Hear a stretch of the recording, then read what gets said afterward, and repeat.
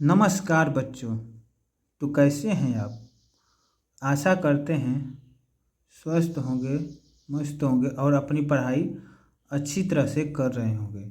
तो चलिए बच्चों, आज हम शुरू करेंगे हिंदी व्याकरण में सर्वनाम। सर्वनाम क्या होता है, सर्वनाम किसे कहते हैं और सर्वनाम के कितने भेद होता है, इसका पूरा डिटेल में देखेंगे। और इसे ट्रिक के माध्यम से ये भी देखेंगे सर्वनाम को कैसे पहचाना जाता है। तो चलिए शुरू करते हैं। तो सर्वनाम सर्वनाम क्या है? तो जिन शब्द का प्रयोग संज्ञा के स्थान पर किया जाता है उन्हें सर्वनाम कहते हैं। मतलब कि जिन शब्द का प्रयोग हम किसी संज्ञा के स्थान पर कर देंगे उसे ही हम सर्वनाम कहते हैं। कोई संज्ञा है, यदि उसके स्थान पर हम सर्वनाम का प्रयोग करते हैं उसी को ही हम सर्वनाम कहते हैं। जैसे उदाहरण है राम क्रिकेट खेलता है। राम क्रिकेट खेलता है, तो इसमें राम क्या है? इसमें राम है संज्ञा। राम है संज्ञा। अब हम इस संज्ञा के स्थान पर यदि हम यहाँ पर सर्वनाम का प्रयोग कर दें तो क्या हो जाएगा? वह क्रिकेट खेलता है। हम राम न कहकर यदि हम यह कर दें कि वह क्रिकेट खेलता है तो यही हो जाएगा संज्ञा। संज्ञा के स्थान पर सर्वनाम का प्रयोग, तो इसे ही हम कहते हैं सर्वनाम। जैसे मोहन स्कूल जा रहा है, तो मोहन क्या है? इसमें मोहन एक संज्ञा है। यदि मोहन के स्थान पर हम सर्वनाम का प्रयोग कर दें तो हो जाएगा कि तुम स्कूल जाते हो। तो तुम क्या है? तुम एक सर्वनाम हो जाएगा। जैसे आगे है रमेश लिख रहा है।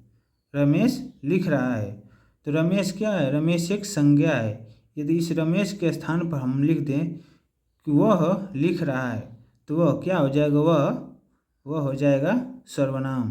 तो इसे ही हम कहते हैं कि जब किसी का प्रयोग जब संज्ञा के स्थान पर किया जाता है, जिन शब्दों का प्रयोग संज्ञा के स्थान पर किया जाता है उसे ही हम सर्वनाम कहते हैं।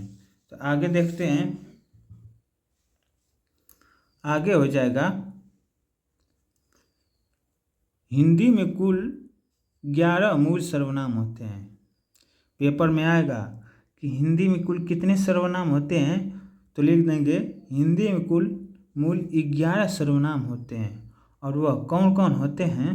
तो हो जाएगा मैं, तू, आप, यह, वह, जो, सो, कोई, क्या, कुछ और कौन। ये सब सर्वनाम है। तो हिंदी में कुल कितने सर्वनाम होते हैं भैया? हिंदी में कुल 11 मूल सर्वनाम होते हैं।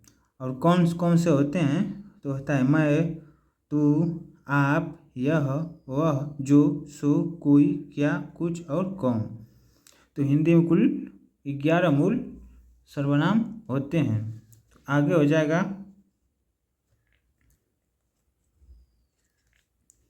जाएगा सर्वनाम के भेद। सर्वनाम के भेद। सर्वनाम के कुल कितने भेद होते हैं? तो सर्वनाम के कुल 6 भेद होते हैं। पेपर में ऑब्जेक्टिव क्वेश्चन आएगा कि सर्वनाम के कितने भेद हैं, तो लिख देंगे सर्वनाम के 6 भेद होते हैं। और वह कौन कौन से हैं?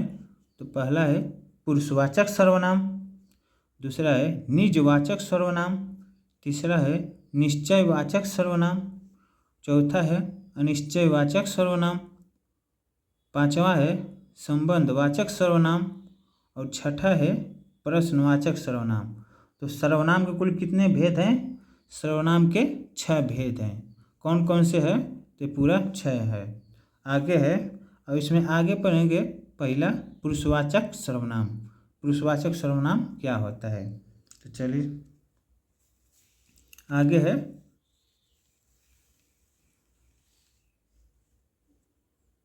पुरुषवाचक सर्वनाम।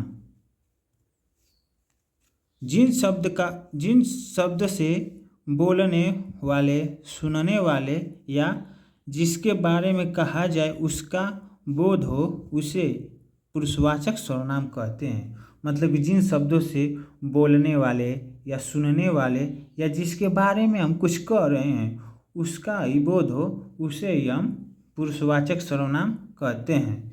पुरुषवाचक सर्वनाम के निम्न 3 भेद होते हैं। पुरुषवाचक सर्वनाम के कितने भेद होते हैं? 3 भेद होते हैं। पुरुषवाचक सर्वनाम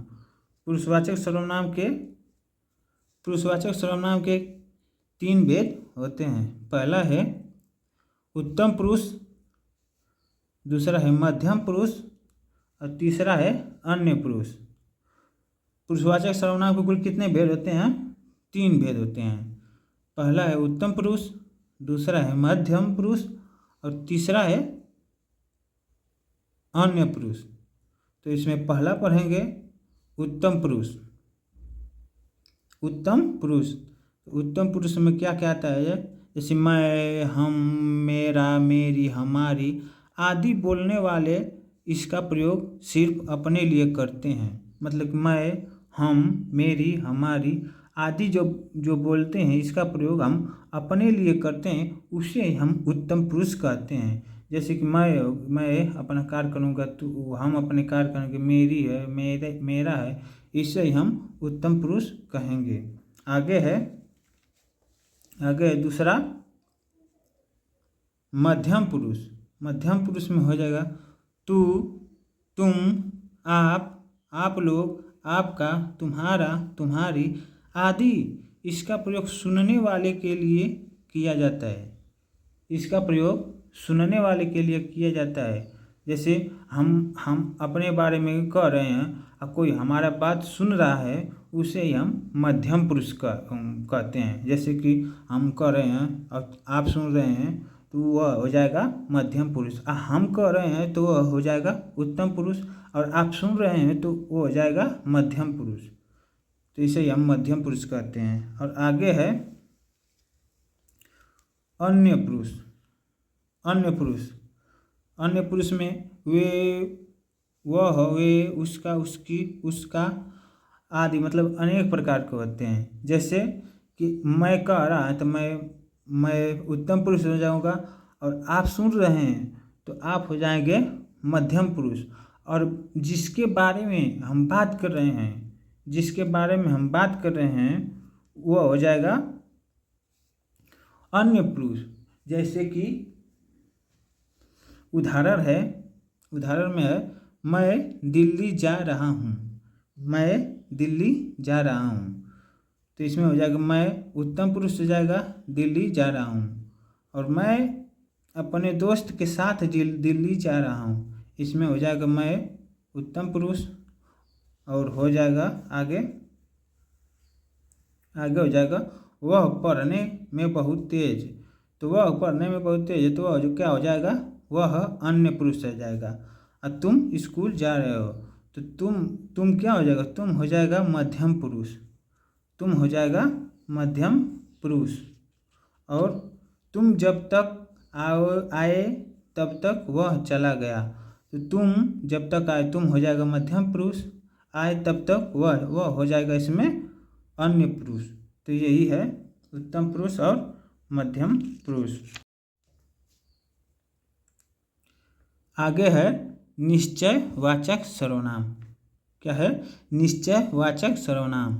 तो मतलब जिन सर्वनाम से किसी व्यक्ति या भाव के निश्चय का बोध होता है तो उसे निश्चयवाचक सर्वनाम कहते हैं। मतलब जिन सर्वनाम से किसी व्यक्ति या भाव के निश्चितता का बोध हो, मतलब निश्चित वही है, उसका बोध हो, उसे हम निश्चयवाचक सर्वनाम कहते हैं। जैसे कि यह, मतलब कहें कि यह लड़का है तो यह निश्चित नहीं कि यह लड़का है। और वह किताब है तो यह निश्चित हो गया ना कि वह किताब है। ये कुर्सी है तो ये निश्चित हो गया ना कि यह कुर्सी है। वे कलम है तो इसमें भी निश्चित हो गया ना कि वह कलम है। आदि इसी प्रकार से हैं कि मतलब निश्चितता का बोध करते हैं। जैसे निश्चित सर्वनाम से किसी संज्ञा का निश्चित ज्ञान, दूरी या निकट का बोध होता है। मतलब कि निश्चयवाचक सर्वनाम से किसी संज्ञा का निश्चित ज्ञान मतलब कि निश्चित होने का या दूरी का या निकटतम का बोध होता है, तो वहाँ पर हो जाएगा निश्चयवाचक सर्वनाम। उदाहरण है यह किताब है, मतलब यह किताब है। तो यह निश्चय मतलब इससे यह मतलब कि यह बोध होता है कि यह पास में है, मगर यह निश्चय है कि यह किताब है।